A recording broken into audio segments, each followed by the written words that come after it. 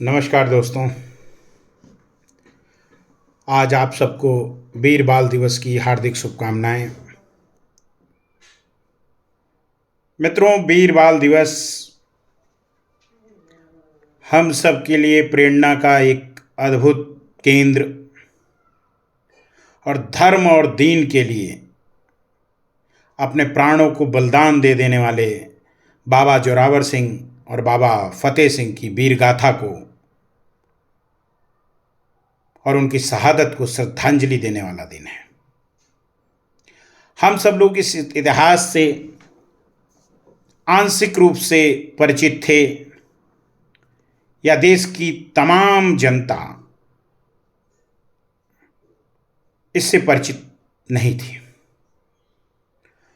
9 जनवरी 2022 के दिन गुरु गोविंद सिंह जी के प्रकाश पर्व के अवसर पर भारत के यशस्वी प्रधानमंत्री नरेंद्र भाई मोदी जी ने देश को अपने गौरव और त्याग तपस्या के इतिहास पर गौरवान्वित होने का एक अवसर प्रदान किया और उसी दिन ये घोषणा करी कि 26 दिसंबर को हर वर्ष गुरु गोविंद सिंह जी के दोनों छोटे साहिबजादों के त्याग की गाथा को याद करने के लिए, उनको श्रद्धांजलि देने के लिए हम 26 तारीख का दिन वीर बाल दिवस के रूप में मनाएंगे। मित्रों,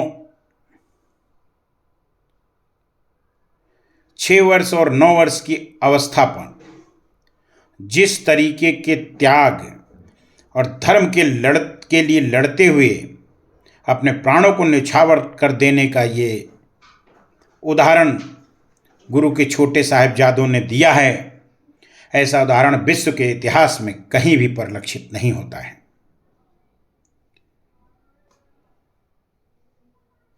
आनंदपुर साहिब में दोनों गुरु साहिबजादों का जन्म होता है, शिक्षा दीक्षा भी वहीं होती है, शस्त्र और शास्त्र की भी शिक्षा दीक्षा वहीं होती है। 1704 में जब मुगल सेना आनंदपुर साहिब के किले पर हमला करती है और सरहद के उफनाती नदी के तट पर एक विशाल युद्ध होता है, उसमें गुरु गोविंद सिंह जी के परिवार उनसे बिछड़ जाता है। माता गुजरी और दोनों छोटे साहिबजादे बाबा जोरावर सिंह जी और बाबा फतेह सिंह जी, जिनकी उम्र 9 वर्ष और 6 वर्ष होती है, वो दोनों लोग युद्ध की अफरा तफरी में और उस हालात में गुरु जी से बिछड़ जाते हैं। और बिछड़ने के बाद पहली रात कुंभामासा की कुटिया में बिताते हैं।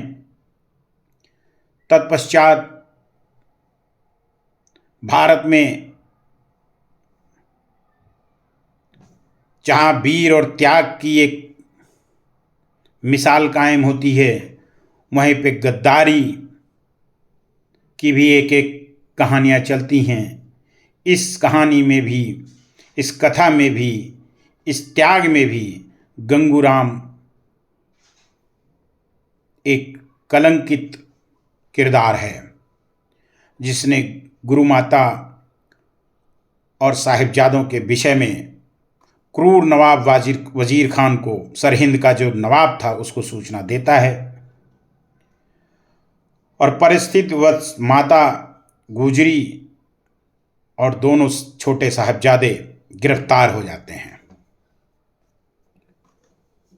उनको मोरिंडा के जेल में रखा जाता है। उसके पश्चात सरहिंद पे उनको ले जाया जाता है। सरहिंद का नवाब जब अपने दंभ में और अपने उन्माद में भरी कचहरी में जब गुरु के तेज को लिए हुए दोनों साहबजादे प्रवेश करते हैं, तो आत्मस्वाभिमान धर्म के लिए उनकी आंखों में आस्था और अपने दीन के लिए लड़ भिड़कर बलिदान हो जाने की शक्ति उनके अंदर होती है। निर्भीक दोनों बालक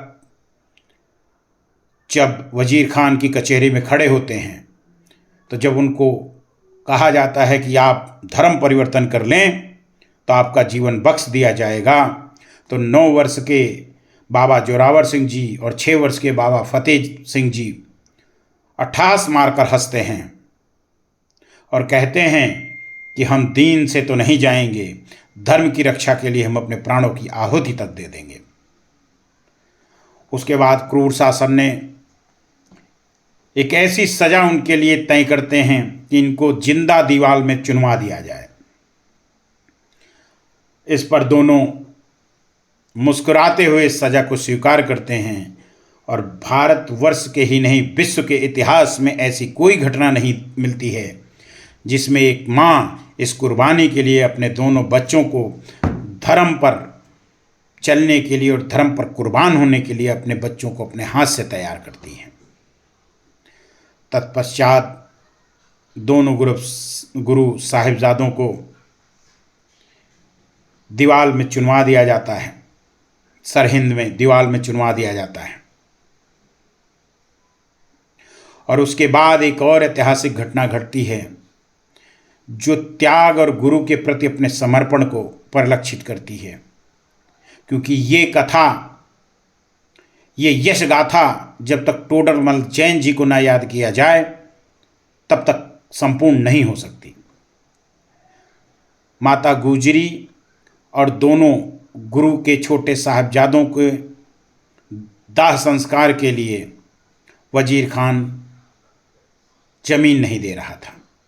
ऐसी परिस्थिति में उसने एक अजीबोगरीब शर्त रखी कि जितनी सोने की मोहरें ज़मीन पर बिछा दी जाएंगी उतनी ज़मीन हम दे देंगे। उस समय टोडरमल जैन जी ने अपनी संपूर्ण संपत्ति को दांव पे लगाकर उसको ख़त्म कर 780 सोने की मोहरों सहित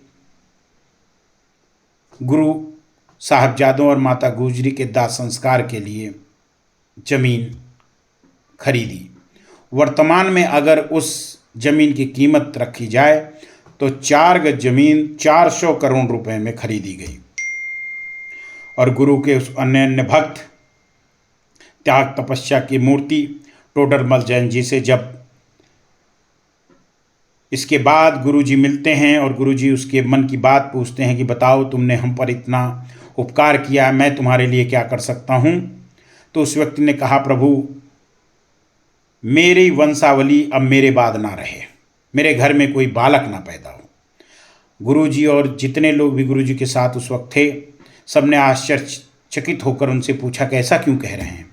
तब उन्होंने कहा, प्रभु मैं नहीं चाहता कि मेरे बाद मेरे आने वाली पीढ़ी इस स्थान को कह के ये कहे कि हमने गुरुजी के बच्चों के लिए ये खरीदा था। इस स्तर का त्याग और तपस्या से इतिहास भरा पड़ा है। लेकिन हमारे देश में क्रूर आक्रांताओं और बाहरियों के इतिहास पढ़ाने से फुर्सत नहीं थी और ऐसे इतिहासों से हम सबको मरहूम किया गया। ऐसे इतिहासों को हमारे किताबों से, हमारे बच्चों से दूर किया गया जिससे हम आत्मगौरवित हो सकें, तपस्या, त्याग और बलिदान की उन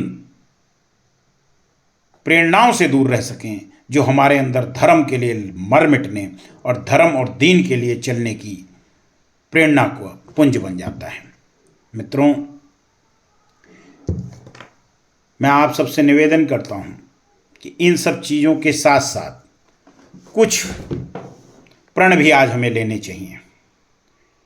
जैसे कि हम अपने बच्चों को ये इतिहास तो पढ़ाएं, साथ में इन इतिहास से जुड़े हुए साक्ष्यों को भी, जो आज गुरुद्वारा स्वरूप में हमारे लिए मंदिर हैं, उन पर भी जरूर जाएं। आनंदपुर साहिब गुरुद्वारे जाएं, जहाँ पर दोनों साहबजादों का जन्म हुआ था। गुरु परिवार जहाँ पे बिछड़ा था, बिछोड़ा साहब गुरुद्वारा जाएं, वो हमारे लिए त्याग तपस्या का एक स्थान है।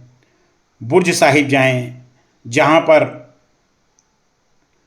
3 दिन तक पोष के महीने में माता गुजरी और दोनों छोटे साहबजादों को रखा गया था। फतेहगढ़ साहिब जाएं, जहाँ पे जाते ही दीन और धर्म के लिए लड़ने की प्रेरणा मिलेगी, क्योंकि यहाँ पर 9 वर्ष के बाबा जोरावर सिंह जी और बाबा फतेह सिंह जी की त्याग, तपस्या और उनके बलिदान, दीन के लिए, धर्म के लिए जो उनका बलिदान है, उसकी प्रेरणा मिलेगी। गुरुद्वारा ज्योति स्वरूप साहिब जाएं, जहाँ पे बाबा माता गुजरी, बाबा जोरावर सिंह तथा बाबा फतेह सिंह जी की शहादत हुई, जहाँ पर उनको सदगति को प्राप्त हुए, जहाँ पर इन सब स्थानों को अपने बच्चों को दिखाएं, तभी ये वीर बाल दिवस का जो उद्देश्य आदरणीय प्रधानमंत्री जी ने रखा है वो कंप्लीट होगा। अपने इतिहास को समझें, अपने इतिहास को हम लोग जानें और अपने धर्म और दीन के लिए जो लड़े हैं उन सबको हम श्रद्धांजलि दें। इसी उद्देश्य के साथ ये बाल वीर दिवस हम लोगों के मध्य में आया और प्रधानमंत्री जी ने इसकी घोषणा की। सुरा सो पहचानिए जो लड़े दीन के हेत। आइए हम सब लोग आज गुरु जी के दोनों साहिबजादों को नमन करें, अपनी श्रद्धांजलि दें और संकल्प लें कि उनके आदर्शों पर चलते हुए हम अपने धर्म के लिए, अपने दीन के लिए कभी भी समझौता नहीं करेंगे। जय हिंद, जय भारत।